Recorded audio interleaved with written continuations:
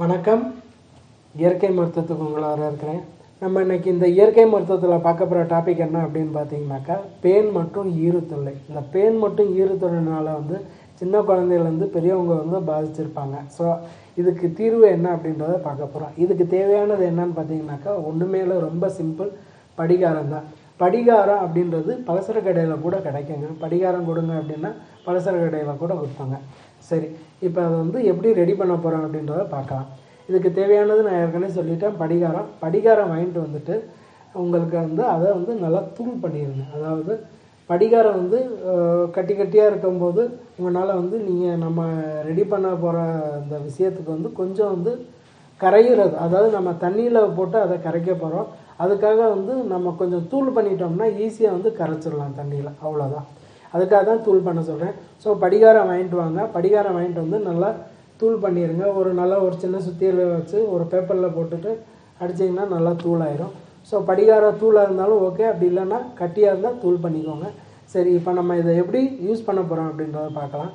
இதுக்கு தேவையானது நான் ஏற்கனவே சொன்ன மாதிரி படிகாரம் தூள் பண்ணிடுறோம். சரி, இப்போ என்ன செய்ய போகிறோம் அப்படின்னு பார்த்தீங்கன்னாக்கா, குளிக்கிறதுக்கு முன்னாடி, அதாவது குளிக்கிறதுக்கு முன்னாடி கிட்டத்தட்ட 2லேருந்து 3 மணி நேரம் நீங்கள் இதை அப்ளை பண்ணிவிட்டு உங்களுடைய தலையை நல்லா ஃபுல்லாக அப்ளை பண்ணிவிட்டு ஊறணும். என்ன அப்படின்னு பார்த்தீங்கன்னாக்கா, இந்த ஈறுனாலேயோ பேன்னாலேயோ இருக்க அந்த ப்ராப்ளத்துக்கு இது ரொம்ப நல்ல சொல்யூஷனுங்க. முதல் முறை பண்ணும்போது ரொம்ப நல்ல ரிசல்ட், முக்கால்வாசி குறைஞ்சிரும்.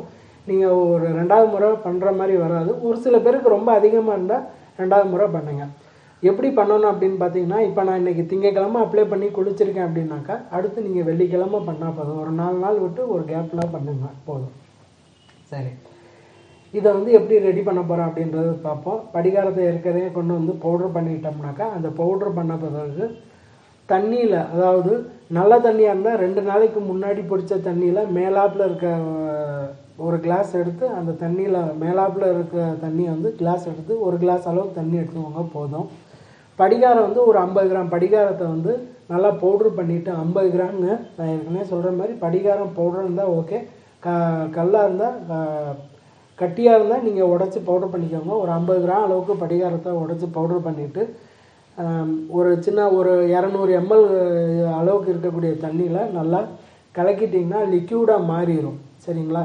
ஸோ லிக்யூடாக மாறின பிறகு நீங்கள் பண்ண வேண்டியது என்ன அப்படின்னா, முழுமையாக தலை ஃபுல்லாக மேலாப்பட முடியில் மட்டும் அப்ளை பண்ணாமல் நல்லா உள்ளந்தலை வர நல்லா அப்ளை பண்ணி ஃபுல்லாக அப்ளை பண்ணிவிட்டு 1 மணி நேரம் நல்லா அப்படியே விட்டுருங்க. ஸோ திரும்ப 1 மணி நேரம் கழிச்சு இன்னொரு முறை, ஏன்னாக்கா நம்ம கிட்டத்தட்ட 350 ml 200 ml வரை அந்த தண்ணி நம்ம ரெடி பண்ணியிருப்போம்.